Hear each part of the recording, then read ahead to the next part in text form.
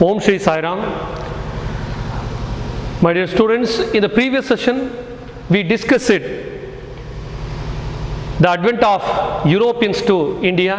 In that lesson, we discussed how trade takes place between India and Europe.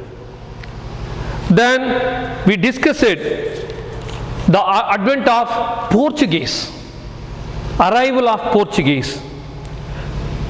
Then Constantinople, the fall of Constantinople, how new sea route discovered to India, then European trade companies. Let's have a brief look, having asked some question, we can have a brief glance over previous class. First one is, which city is considered as gateway of European trade? Second question, which country merchants gained monopoly over Asian trade? Which countries merchants gained monopoly over European trade? Who discovered the new sea route to India? These are all the questions. Just go through the textbook and revise it. Okay, dear students, today we are going to discuss the advent of Europeans to India, part 2. In that, European trade companies. After the success of, that means with the success of Portuguese, many Dutch, many French, English companies arrived to India for their trading purpose. You know that their main intention is to gain money. See, through trade they were expecting to mint the money. Already Italy got the benefit and Arabian got the benefit. By seeing all these developments, these countries like Dutch, French, English arrived at India for trade. This development not only changed the history of India but also the history of European countries. Yesterday only, in the previous session only, I explained it that it changed the course of Indian history as well as European history. See, a small incident which occurred in 1453 changed all these. And now let us see Portuguese. The Portuguese are from Portugal. They are from Portugal. Portuguese. And you know that Portuguese were the first to arrive to India, and for the trade they were the last to leave India on the sea route. See, they arrived in India in the year 1498. They left India 19th December 1961. You know that during that Goan liberation movement held, finally they were kicked out from India. When? On 19th December 1961. By this we can say that Portuguese were the first to arrive at India for the trade and were the last to leave India on the sea route. You know, yesterday we heard a name, that is Vasco da Gama. Vasco da Gama came to India and established the Portuguese foothold in India. He reached Kapadu near Calicut, that and all were discussed in the previous session. After Vasco da Gama, Francisco Almeida, Francisco Almeida came to India as the Viceroy. Francisco de Almeida arrived in India as the Viceroy of Portuguese possessions in India Portuguese trading centers in India. To look after the trading centers of Portuguese, he came as viceroy. And he implemented a new strategic policy that is called Blue Water Policy. Which was the policy introduced? Blue Water Policy. And what is the major things of content of Blue Water Policy? Who introduced it? Francisco de Almeida introduced Blue Water Policy. Dear children, listen the question. Today's first question is, who introduced Blue Water Policy? Answer is very simple. First question, today's first question. Note down that question in your notes as well as in your worksheet. And in order to establish the supremacy over sea instead of supremacy over lands, supremacy, sovereignty. See, Blue Water Policy, they means he intended to establish supremacy over sea instead of land. He neglected the land policy. What does it mean? It means supremacy over trade. Sea means supremacy over trade instead of political intervention or political gaining. Vasco da Gama came to India, established trading centers in various coastal regions. At the same time, he achieved political gain also. To support, to protect the trading centers, he gained political control over the possessions. But Francisco Almeida was not interested in the political matters. So the only matter is to earn money. You know that trade is the only process to get minting money during those days, in course of days.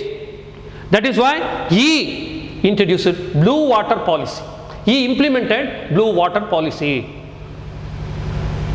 Now, my second question is, say at the board, my second question is, what is Blue Water Policy?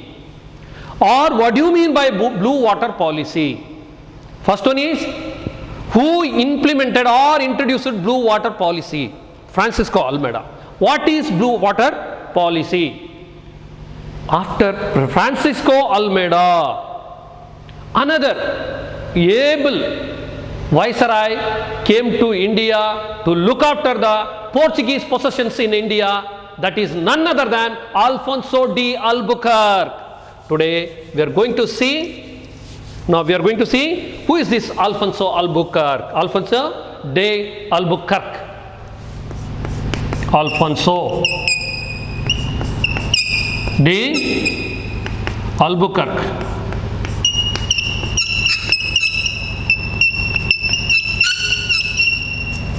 Albuquerque.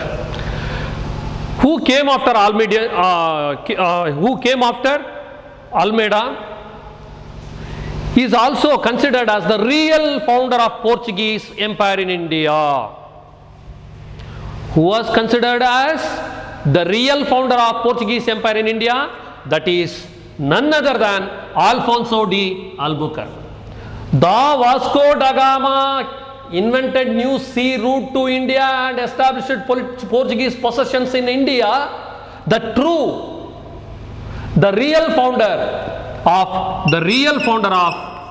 Portuguese possessions in India was Alfonso de Albuquerque. My third question is,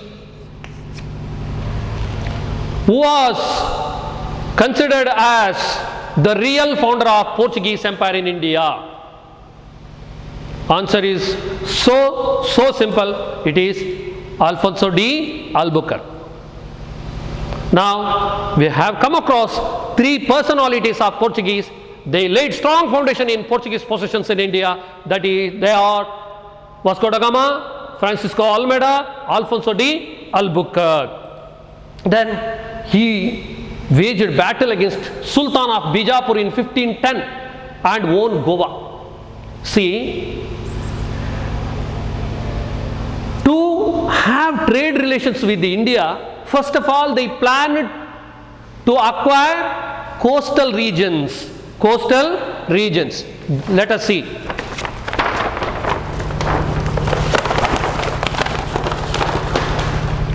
See,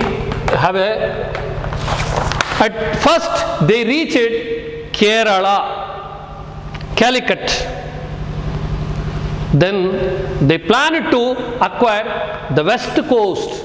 To have control over west coast, they moved to Goa. At that moment, Goa was under the control of Bijapur Sultan.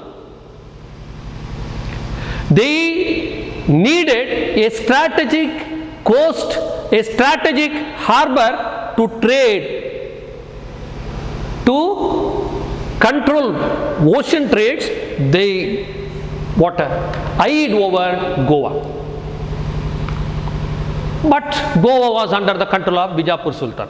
He was not ready to give up Goa. At that moment, this Alfonso de Albuquerque approached Vijayanagara Emperor, and with the help of them, he acquired Goa.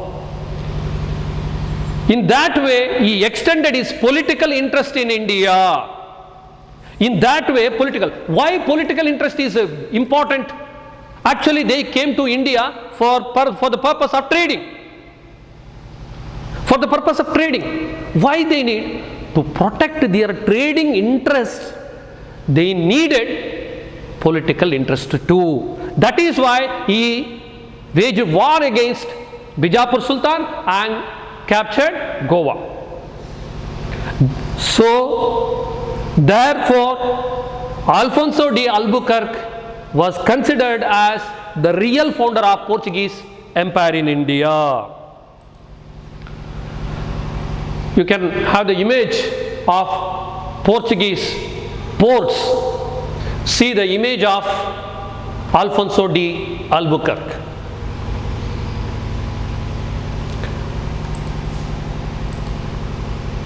Then Goa became the administrative center of Portuguese administration in India for many years.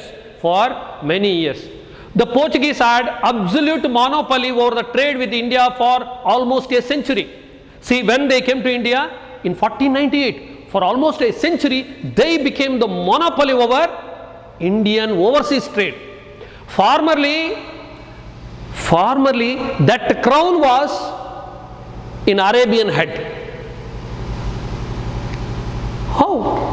They collected all the spices and cloth items, textile items, jewelry from Indians, and they sold it in Constantinople. There, who are the buyers from there? Italians were the buyers. But after capturing Kapadu, Calicut, after discovering new sea route to India, the entire trading picture has been changed. And the Portuguese had absolute monopoly over trade with India for almost a century, and their power declined with the arrival of English and French in India. See, for a century they became very strong. With the arrival of British, with the arrival of Dutch, with the arrival of English, their power came down. That means their power declined. What are the now fourth question?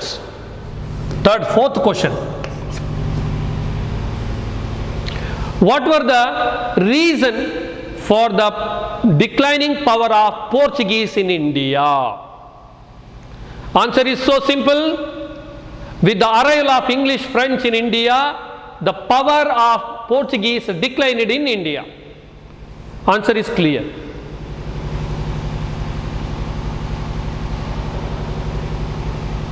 Yes. Thus, the Portuguese power almost all vanished in India.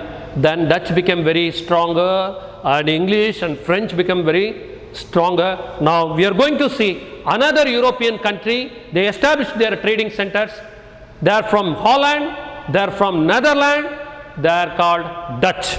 Today we are going to see the Dutch. You know, the Dutch are from Holland. Dutch are from Holland, or it has another name, Netherlands. They established United East India Company in 1602. United East India Company. East India Company in India in 1602. To trade with India, they should have a company. For that purpose only, they established a company that is called United East India Company. Fifth question. Which was the Dutch company started trading with India? Answer is United East India Company. See? Sixth question is, when was United East India Company established? Sixth question, when was United East India Company established? United East India Company was established in 1602. Another question. What was the aim of United East India Company? Do you know that? What was the aim of United East India Company? Just have a thinking. You just think. The aim of doing business with Eastern companies. They aimed at doing business with Eastern countries like India, Sumatra, Java, Malaysia, and some other countries, some other islands of Indonesia. Eastern countries, and entered countries like India, Java, Sumatra, Indonesia, and spice rich islands. Now let us come and see their trading centers in India. They started their trading centers at Surat. Surat. They started their trading center at Broch. Broch, formerly it was called Brugukuch. Cambay and Cochin in Kerala. This is in Gujarat. Cochin in Kerala. Nagapattanam it is. Then Masulipattanam in Andhra Pradesh. Chinsor and other places in India. Now let us see where were the Dutch established their warehouses. Warehouses means a big godown to stock and stake their goods. What warehouse means? Kannadalli ಹೇಳ್ತೀರಿ ಗೋದಾಮು. Likewise, warehouse. Go down to stock their trading items. The imported and exporting item were kept in that huge building. That is called warehouses. They established their warehouses at Surat in Gujarat, Broch in Gujarat, Cambay in Gujarat, Cochin in Kerala, Nagapattinam in Tamil Nadu, Masulipattanam in Andhra Pradesh, Chinsur in Andhra Pradesh, and other places in India. And with this, they broke the monopoly of Portuguese in India. See, by establishing their trading center at Surat, Broch, Cambay, Cochin, Nagapattinam, Masulipattanam, and Chinsor, they broke the monopoly. See, they broke the monopoly of Portuguese in India. You know that Portuguese became powerful and continued their monopoly for the next century. Next century means they established their trading possessions and trading centers in India in 1498. For the next 100 years, they became the monopoly over Indian trade. But with the arrival of Dutch, they broke the monopoly of Portuguese in India. Later, they unable to face competition from English and French they limited themselves to spice-rich islands of Indonesia. Why Dutch were failed to hold their possessions in India? Another question. That is seventh question. They were unable to face the competition from English and French. Dutch limited themselves to spice-rich islands. That means they left to Indonesia. That is called East Indies. East Indies. And thus Dutch failed to continue their trade in India. Dear students, another prominent country, they came to India. They came to India with weighing scale, but left India with abundant resource. And they left their footprints in India. They are none other than English or British. One of the prominent European countries came to India to establish their trading centers as well as the political centers in India. Today we are going to see English. In 1600, December 31st, on 31st December in 1600, Queen Elizabeth issued a royal charter. What do you mean by royal charter? What do you mean by charter? A written document, a written order, that is called charter. Who issued? Queen Elizabeth. See the image. You can see the image of Queen Elizabeth. What was the charter contained? The charter contained for the establishment of East India Company. That means in 1600, December 31st, Queen Elizabeth issued a royal charter authorizing East India Company to trade with eastern countries for 15 years. For 15 years, she gave royal permission to East India Company. For that purpose only East India Company was started. See, today what we call multinational companies, Pepsi, Coca-Cola, Hewlett and Packard, Microsoft, these are all the multinational company, Indian multinational company. They have presence over more than one or two countries. They are called multinational companies. Similarly, see, if you go back 1600, in 1600 only such multinational companies were there. One such company is this East India Company. The company started business formally in the East India Company started. East India Company was East India Company was established, and it started its trade in the year 1613, and at that moment majority of the majority of the part were under the control of Mughals.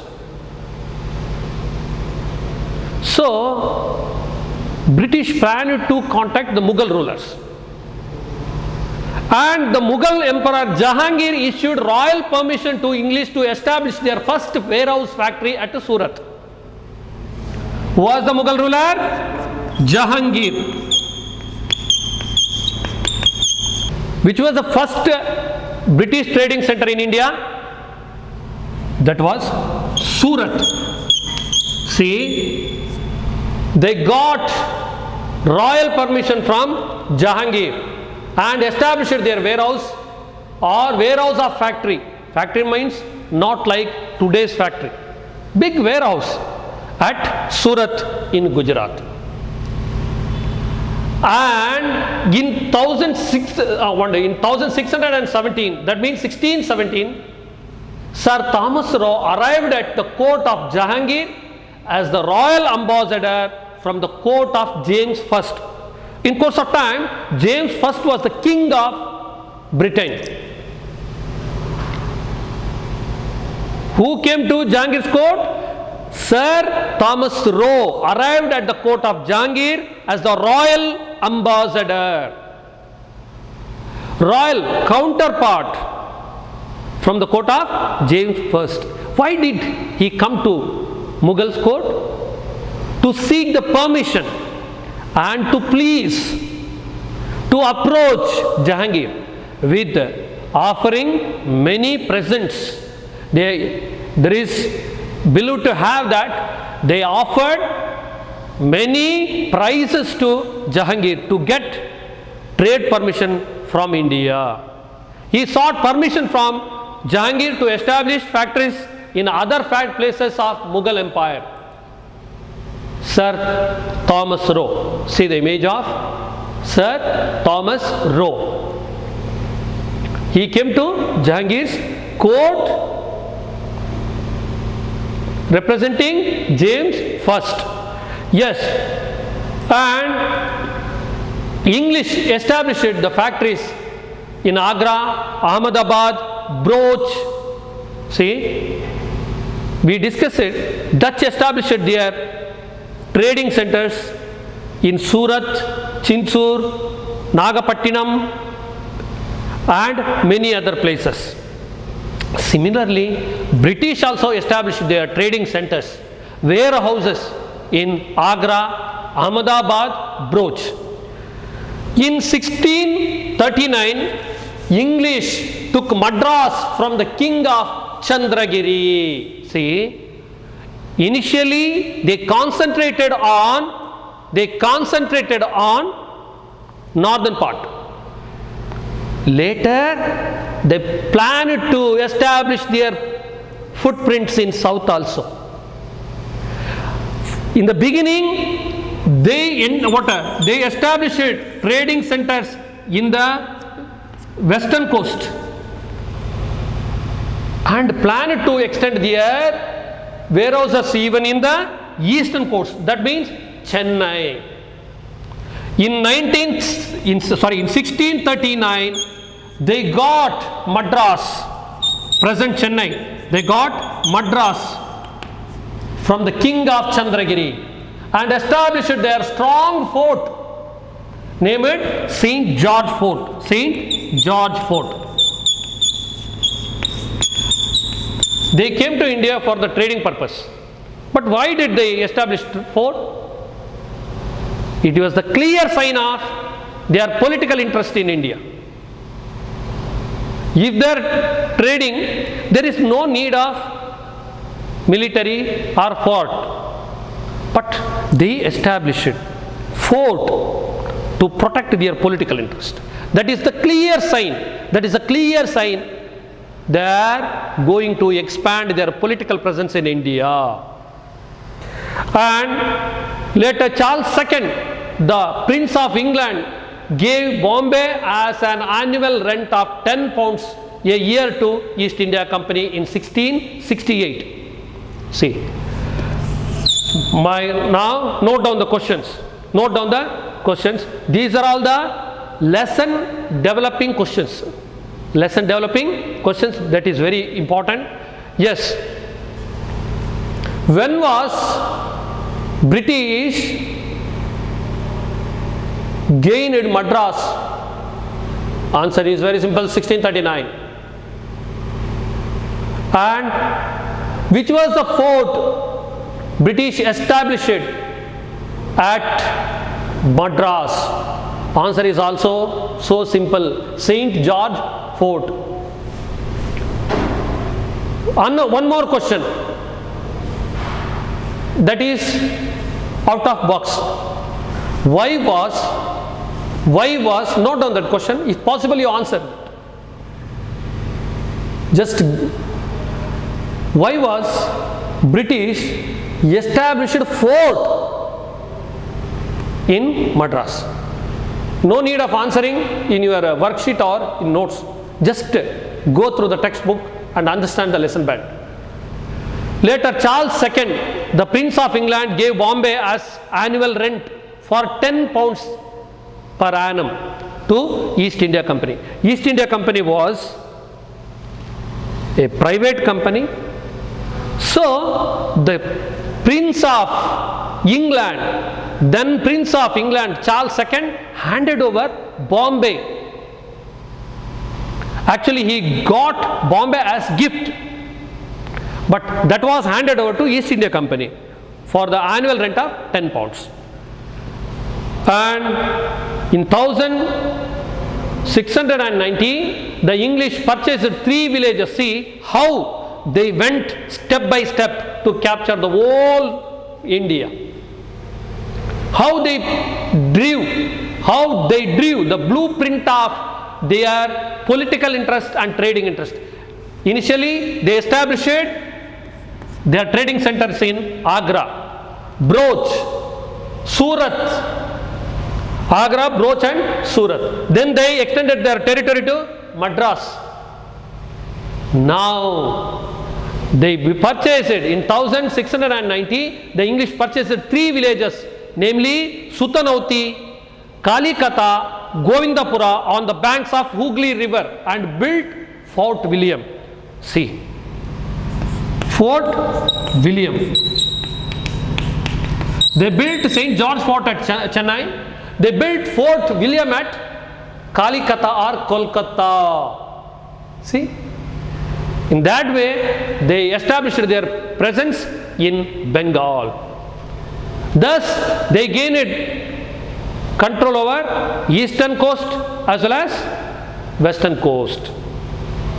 Now, note down the question. Mention the 3 villages. Mention the 3 villages British got in Bengal, or in the banks of Hooghly River. Answer is Sutanauti, Kalikata, Govindapura. Which was the fort? Another question. That one is 8th question. 9th question. Which was the fort? British established it. English established it at Calcutta. Answer is very simple. Fort William. Now you can see the image of St. George Fort in Chennai. You can also see the image of Fort William at Calcutta. Fort William at Calcutta. Okay. Later, a city grew around Fort William. That was Calcutta. Kalikata, Kali. You know that Calcutta was known for Kali temple. When you remember Kolkata, Kali temple comes to our mind. Kalikata. Then it becomes Calcutta. The city of Calcutta grew around the Fort William. By 17th century, the English had established Bombay, Madras, Calcutta as the center of their presidencies. Though they had many warehouses, trading centers, political presence, they divided these into 3 centers. One is at Mumbai, that means Bombay. Another one at Chennai, that is Madras. Another one is at Calcutta. They are the centers of their presidencies. Presidency means here the headquarters of their administration. You know that it is not easy to go around India. India is a vast country. They felt that, so they established 3 presidencies. By the later part of the 18th century, the English made Calcutta as their capital city. They implemented their own civil and criminal procedure codes in the areas that were under their control. Actually, they came to India with the weighing scale. Later, they established their political presence and trading possessions in India, and they introduced civil codes, criminal codes in the areas that were under their control. This is how they extended and expanded their trading centers in India. I hope you understood the British trading centers. Dear children, now we are moving to see another European countries established their presence. Still you know that their capital city is known for fashion. Which country do you think? That is French. See, United East India Company was established by Dutch. East India Company was established by British. Which was the company established by French? The French established French East India Company. Started as a government-owned company. It is not a private company, it is government company. It was established French East India Company. East India Company that was established in the year 1664. It started its first factory in Surat in the year 1668. Later they established their factories in Machilipattanam, Chandranagara, Mahe, Karaikal, Kasim Bazar and Balasore. And in 1674, see, in 1668 they established their trading centers at Surat. Later they extended their trading centers at Machilipattanam, Chandranagar, Mahe, Karaikal, Kasim Bazar, Balasore. In 1674, the French took Valigundapuram. Do you know the present name of Valigundapuram? Puducherry, Pondicherry. In 1674, the French took Valigundapuram from local Muslim official and developed it as their major trading center. See, in Kolkata, you know that they purchased 3 villages: Sutnauti, Kalikata and Govindapur. Then they developed it. There in Kalikata they established William Fort. Then they developed it as their trading center. Similarly, they purchased Valigundapuram and they extended their trading interest from there. And the center is Puducherry or Pondicherry. That Valigundapuram, what you call, the present name is Puducherry. Next, another person who came, a French person came to India, Dupleix. Not you don't pronounce as duplex. Dupleix. The X is silent. Dupleix, who arrived in Pondicherry as the Governor General of the French, had a high ambition of establishing French as the major power in South India. Now, my 10th question. What was the ambition of Dupleix? What was the ambition of Dupleix? His ambition was to establish French power in South India. This ambition led to Carnatic Wars with English. See, his ambition led to Carnatic Wars. We are going to, so in the next session we are going to discuss Carnatic War, which led to Carnatic Wars.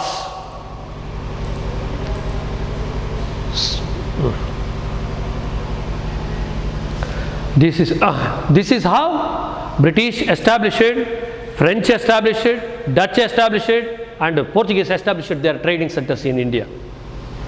I hope you understood this session. Children, go through all the questions and note down them in your notes as well as in a worksheet. You send the worksheet to school, we'll collect it. Okay, I hope you will do better. Sai Ram.